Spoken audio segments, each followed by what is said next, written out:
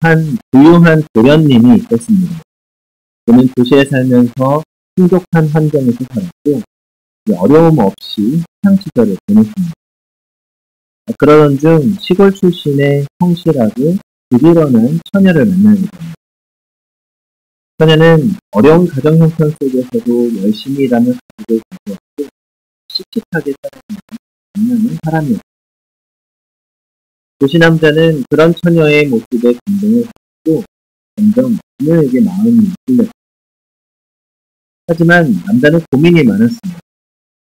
여자는 자신이 후에 다시 시골로 돌아가서 그 가족들과 함께 생활할 것이라고 이야기를 했는데 자신은 평생 힘든 노동을 해본 적이 없고 시골 생활도 전혀 경험해 본 적이 없었기 때문입니다.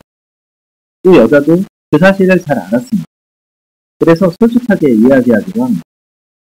당신은 시골 생활에 적응하기 어려울 거예요. 나도 당신을 사랑하지만 여기서 우리는 멈추는 게 맞아요. 하지만 남자는 주저하지 않았습니다. 난 괜찮아요. 당신과 함께라면 어디든 갈 수 있어요. 남자의 말에는 확신이 있었습니다. 결국 두 사람은 집안의 반대를 무릅쓰고 결혼을 했고 남자는 여자를 따라 시골로 내려가 살게 되었습니다.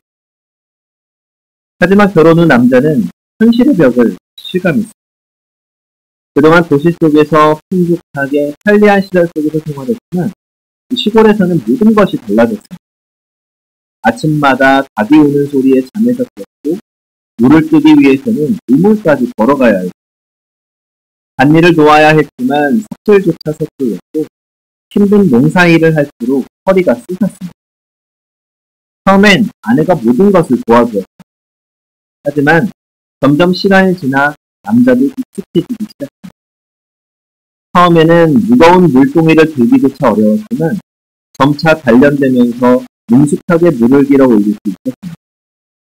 시골길을 걸을 때마다 헛디디던 발걸음도 어느샌가 자연스러웠습니다. 그렇게 몇 년이 지나자 이제 남자는 더 이상 도시에서 살던 도련님이 아니었습니다. 처음엔 분명 낯설고 서툴렀지만 점점 시골 생활이 편안해지고 익숙해졌습니다.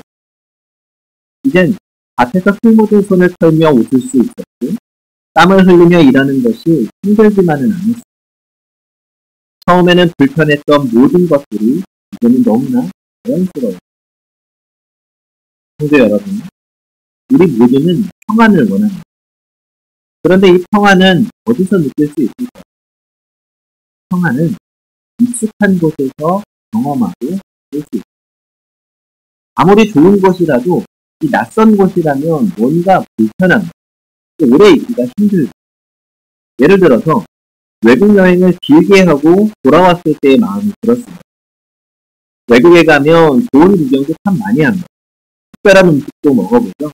또 좋은 호텔에서 잠도 잡니다. 그리고 황홀할 정도로 아름다운 풍경도 구경합니다. 너무나 좋았습니다. 그런데 다시 비행기를 타고 돌아와서 공항에 딱 내린 다음에 왁자지껄한 한국말을 듣는 순간처럼 편안할 수가 없습니다. 공항에 내려서 한국말을 듣는 순간 드디어 내 나라에 돌아왔구나 하는 안도감이 밀려옵니다. 그리고 집에 도착해서 짐을 풀고 침대에 몸을 누우면 그때야말로 최고급 호텔에서도 경험해보지 못했던 아늑함이 찾아옵니다. 왜 그렇습니까? 익숙한 곳에 돌아왔기 때문입니다. 그런데 여기서 중요한 질문 하나가 제기됩니다. 이것은 익숙하기만 하면 다 좋은 것인가 하는 것. 익숙하면 다 좋을까요? 익숙하면 좋은 겁니다. 그건 아닙니다. 무엇에 익숙한가 하는 것이 너무나 중요해요. 캐나다의 케이프 브레톤 섬에 보면 아주 큰 탄광이 있었다고 합니다. 이 탄광은 바다 밑으로 수킬로미터나 뻗어져 있는 엄청나게 큰 탄광입니다. 근데 과거에는 이 탄광에서 이 말들을 사용해서 작업을 했다고 합니다. 그런데 한 번 탄광으로 들어간 말들은 다시는 바깥으로 나올 수 없었다고 합니다. 왜냐하면 오랫동안 탄광에서 일을 하며 탄광의 어둠 속에서 지내다 보니 밖으로 나오면 강한 빛을 견디지 못해 앞을 보지 못하게 되었기 때문입니다. 결국 이 말들은 한번 평강으로 들어가면 늙거나 병들어서 더 이상 일할 수 없을 것 평생을 바람이 깊은 어둠 속에 살다가 그곳에서 신을 만납니다. 처음에 들어갔을 때는 낯설고 두려웠을지 모르지만 시간이 지나면서 말들은 점점 어둠에 익숙해졌고 결국 빛이 두렵고 낯선 것이 되어버립니다. 성도 여러분, 익숙하다고 다 좋은 것이 아닙니다. 좋은 것에 익숙하면 행복해지지만 나쁜 것에 익숙해지면 죽음을 면합니다. 그렇다면 우리는 무엇에 익숙해져야 할까? 우리는 무엇에 익숙해져 있습니다. 선한 것, 아름다운 것, 거룩한 것에 익숙하십니까? 아니면 악한 것, 쾌락적인 것, 세상 것에 성도는 무엇보다 주님께 익숙해집니다. 처음엔 모든 것이 서툴지만 점차 주님께 익숙해져야 합니다. 우리 15절을 같이 읽어보겠습니다. 15절 같이 보겠습니다. 시작. 오직 사랑 안에서 참된 것을 하여 범사에 그에게까지 자랄지라 그는 너리니 곧 그리스도라. 자, 오늘 읽은 본문은 주님께 익숙해지는 것을 가리켜서 잘한다 라고 표현하고 있습니다. 특히 범사에 그에게 달할지라 라고 하고 범사에 모든 일에 모든 상황 그러니까 모든 일에 주님처럼 되는 것이 성도의 목표입니다. 또 13절에서는 그리스도의 장성한 분량이 충만한 데까지 이르리니 라고 말씀합니다. 우리가 살아가는 동안 주님의 충만한 모습처럼 되어야 한다는 것. 성도 여러분, 성도는 주님께 익숙한 사람이 성도입니다. 익숙하니까 편안합니다. 주님과 함께 있으면 마음도 편안하고 행복하고 모든 것이 괜찮습니다. 이것은 평생을 함께 산 부부가 눈빛만 봐도 상대방의 마음을 알 수 있는 것이다. 나는 주님 안에 있을 때 가장 행복해. 이렇게 고백할 수 있는 사람이 참 성도입니다. 그렇다면 구체적으로 우리가 주님께 익숙해진다는 것은 무엇일까요? 우선 우리는 교회 생활에 좀 익숙해져야 됩니다. 어려서부터 교회 다녔던 분들은 비교적 쉽게 적응할 수 있습니다. 어려서 불렀던 찬송가가 생각이 나고 들었던 말씀도 떠오르고 예배가 어떻게 드려지는지 어느 정도 경험을 했기 때문에 알고 있습니다. 그런데 난생 처음에 교회에 오신 분들은 모든 게 생소하고 어색하고 힘들다. 그러나 낯설다고 한두 번 오다가 포기하면 신앙에 이를 수 없습니다. 언젠가는 익숙해지고 교회가 내 집처럼 느껴질 날이 있을 것을 기대하면서 꾸준히 신앙생활을 해야 합니다. 신앙생활은 하루 이틀에 판가름 나는 게 아닙니다. 평생을 두고 사는 날 동안 꾸준히 해야 됩니다. 익숙하지 않아도 잘 참고 어색해도 잘 배우고 힘들어도 잘 견디면 반드시 교회 생활에 익숙해지고 또 어느 순간부터는 교회 가는 시간을 기다리게 됩니다. 사실 교회 생활에 적응하기 힘든 건 처음 예수님을 믿기로 결심한 분들만 그런 건 아닙니다. 다른 교회에서 신앙생활을 하다가 새로 오신 그 분들도 이 교회를 옮기면 매우 분위기가 생소하기 마련입니다. 분명히 같은 성경을 받고 같은 찬송가를 사용했는데도 불구하고 뭔가 어색한 것. 그래서 잘 적응하기 전에는 이전에 경험했던 교회와 지금의 교회를 비교하면서 이 불평, 불만이 생기기도 합니다. 하지만 이것도 조금만 더 시간이 지나면 익숙해지고 어색해졌던 시간들이 자연스러워집니다. 그리고 교회 생활에 익숙해지려면 예배에 익숙해져야 합니다. 예배당에 들어오면 반가운 분들과 인사 나눌 수 있습니다. 친밀한 교제를 나누는 것. 그러나 자리에 앉게 되면 또 예배자로서의 자세가 펴져야 합니다. 들어와서 앉아 마음을 정돈해야 합니다. 자연스럽게 머리를 숙여 기도를 드립니다. 그동안 일주일 동안 있었던 일들 하나님 앞에 이야기해보는, 그리고 예배 드릴 준비를 합니다. 성경책을 펴고 찬송가를 폈습니다. 그리고 받은 은혜를 사모하는 마음으로 예배 시간을 기다립니다. 그리고 예배가 시작되면 어느 순간 예배에 빠집니다. 하나님을 깊이 바라보며 마음을 하나님께로 모으고 세상의 복잡한 모든 일들을 내려놓고 예배의 모든 순서에 집중합니다. 마음을 다해 찬양하고 설교를 통해 하나님의 음성을 듣고 그렇게 예배를 통해서 하나님의 임재를 체험하고자 열망하면서 간절한 마음으로 예배합니다. 그렇게 시간이 지나다 보면 어느 순간 예배가 익숙해지고 예배가 기다려지고 하나님께 나왔다는 그 한 가지 사실만으로도 우리 안에 기쁨이 넘치게 됩니다. 그리고 우리는 기도 생활에도 익숙해져야 합니다. 기도하는 것을 즐거워해야 돼요. 기도는 우리와 하나님을 연결시키는 통로입니다. 소리 높여서 기도하든지 깊은 묵상으로 기도를 하든지 어떻게 기도하든지 상관없이 우리는 기도를 통해 우리의 영혼이 하나님께로 나아갑니다. 부정한 마음이 사라지고 하늘에 정결하게 하시는 은혜가 임하게 됩니다. 신앙생활을 오래 했는데도 기도에 익숙하지 않은 분들이 있습니다. 왜 그럴까요? 기도하지 않아서 그런 거예요. 우리가 기도를 하다 보면 평상시에 하든지 아니면 기도 시간에 하든지 기도를 자꾸 하다 보면 기도가 익숙해지기 시작합니다. 그러다 보면 처음에는 1분 기도하는 것도 어려웠는데 어느 순간부터 10분이 모자라고 1시간이 모자라고 2시간을 기도해도 시간이 순식간에 지나가는 거예요. 그렇게 기도에 익숙해지면 삶의 모든 순간에 기도하게 됩니다. 내 삶에 기쁜 일이 있을 때도 하나님 감사합니다 기도하게 됩니다. 내 삶에 어려운 일이 닥친다면 하나님 도와주세요 기도하게 됩니다. 기도가 일상이 됩니다. 그렇게 매 순간이 기도가 되면 주님께서 나와 함께 하시는 것을 경험하게 됩니다. 기도에 익숙해진다는 것은 주님과 동행하는 삶이 된다는 것. 그리고 성도는 말씀 생활에도 익숙해져야 합니다.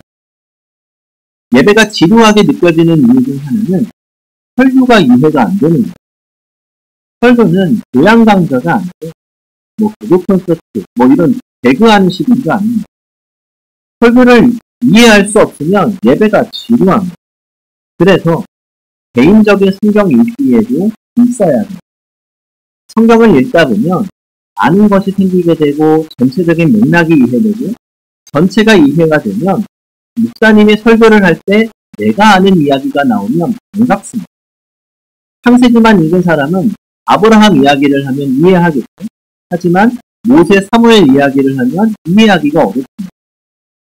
성경을 제대로 찾지도 못하는 분들도 계십니다. 우리가 성경 찾기에도 좀 익숙해지시면 좋겠습니다. 에베소서 찾는데 구약성경 뒤지고 있으면 큰일 나죠. 이 얘기를 못 알아듣는 것도 문제입니다. 우리가 말씀에 자꾸 익숙해져야 돼요. 성경도 찾아보고 자꾸 읽어보고 신앙생활이 길다고 해서 성경에 익숙한 것 아닙니다. 말씀이 가까워져요. 그렇게 말씀을 보다 보면 어느 순간부터 말씀이 꿀송이보다 달다는 것을 느껴지게 말씀 속에서 어느 순간 내 삶에 처한 상황에 대한 해답이 보이기 시작합니다. 어려운 상황 속에서도 말씀 속에서 해답을 찾게 됩니다. 고민 속에서도 말씀을 찾게 됩니다. 그렇게 말씀이 내 삶 가운데 작동하는 것이 말씀에 익숙한 사람입니다. 그리고 성도는 이웃을 사랑하고 섬기는 일에도 익숙해져야 합니다. 우리나라 최초의 목사님 중 한 분인 이 한석진 목사님께서 이 안동교회에서 목회할 때 일입니다. 이 안동교회는 지체 높은 양반들이 많이 모인 교회였는데 이 목사님이 양반의식을 깨뜨리는 게 아주 큰 과제였습니다. 교회 안에서까지 양반 행세를 하는 사람들이 많다 보니까 이게 교회 안에서 파벌을 나누면 심각한 문제가 됩니다. 그때 이 안동교회의 양반의식을 깨뜨리는데 크게 공헌한 분이 있었는데 이분이 지체 높은 양반 출신인 박승봉 장로라는 분입니다. 이분은 목사님의 그런 의도에 전적으로 동감했습니다. 그러던 어느 날 이 장덕창이라고 하는 고인의 모친이 돌아가셨습니다. 그는 가난해서 남의 집 풍랑채에 살고 있었고 또 장례를 치르기에도 힘이 들었습니다. 이때 박장로님이 목사님과 함께 손수 시신의 옷을 입혀가면서 장례를 잘 치르게 됩니다.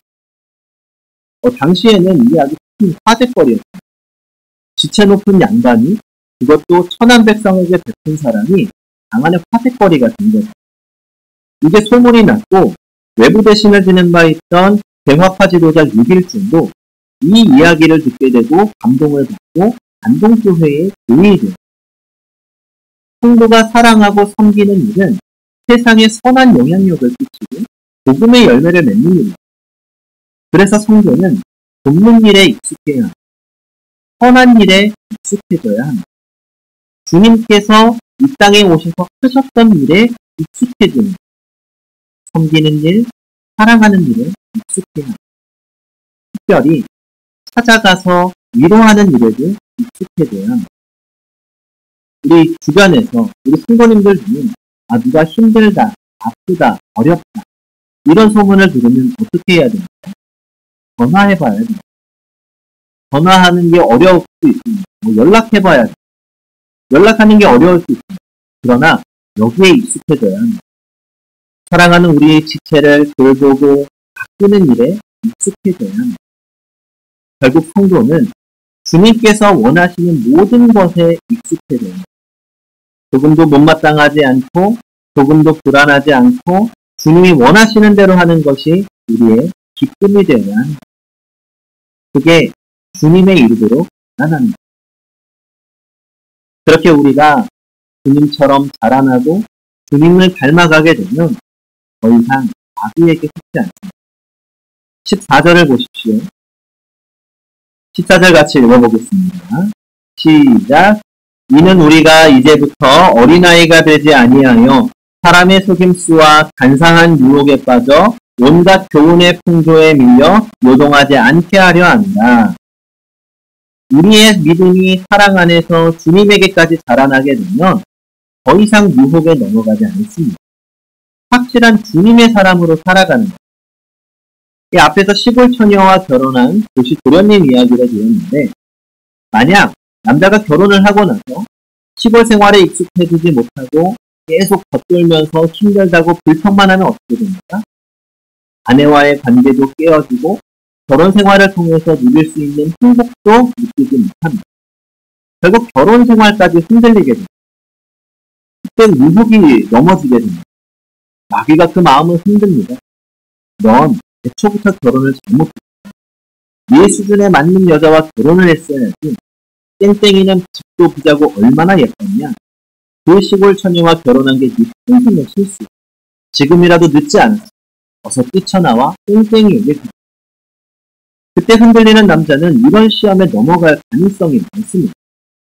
그러나 어느새 참고 지내며 시골 생활에 익숙해진 남편은 생활에도 익숙해지고 아내에게도 익숙해지고 그 속에서 서로가 하는 사랑 때문에 행복합니다. 그러니 마귀의 유혹에 넘어가지 않을 수 있는 거예요. 그렇다면 남편이 이 시골 생활에 익숙해지고자 했을 때 필요한 마음이 무엇입니까? 한마디로 말하면 그것은 사랑과 진실입니다. 15절을 보면 오직 사랑 안에서 참된 것을 하여 라고 했습니다. 이 부분을 세번역 성경에서는 사랑으로 진리를 말하고 살면서 라고 했고 공동번역 성경은 도리어 사랑 가운데서 진리대로 살면서 라고 했습니다. 즉 사랑과 진리입니다. 사랑과 옳은 것.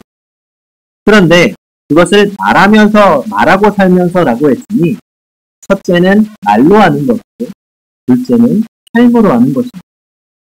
둘 다 해야 됩니다. 말도 하고 삶으로도 살아야 합니다. 남편이 장가를 가고 나서 아내를 뜨겁게 사랑합니다. 끊임없이 이야기해야겠죠. 나는 당신을 사랑합니다. 나는 당신이 참 좋습니다. 내가 지금 비록 아직 어색하고 힘들지만 그래도 나는 당신을 사랑합니다. 그리고 아내를 진정으로 대합니다. 어려운 상황 속에서도 자신이 할 수 있는 것들을 최대한 하면서 아내를 도와야 합니다. 그것을 말로 표현하고 삶을 통해서도 표현합니다. 그렇게 소력하고 살다 보니 어느새 시골 생활에 익숙해지는 거죠. 남편이 그 생활에 익숙해진 이유가 무엇입니까? 익숙해지기 위해 노력하는 이유가 무엇입니까? 아내를 사랑하기 때문입니다. 사랑하면 익숙해지게 됩니다. 마음이 멀면 계속 서툴러지는 거예요. 성도 여러분, 주님을 사랑하십시오. 그것을 말과 삶으로 고백하십시오. 그리고 주님께 진정으로 진실을 다해 나가십시오. 그건 역시 말과 삶으로 표현하시기 바랍니다. 그러면서 세월이 흐르다 보면 어느새 우리는 주님을 닮아가고 주님처럼 되어 있습니다. 더 이상 주님 없이는 살 수 없는 사람이 됩니다. 세상에 주님처럼 편한 분이 없습니다. 주님만 생각해도 마음이 기쁩니다. 이것이 주님에게까지 달아가는 성도의 모습입니다.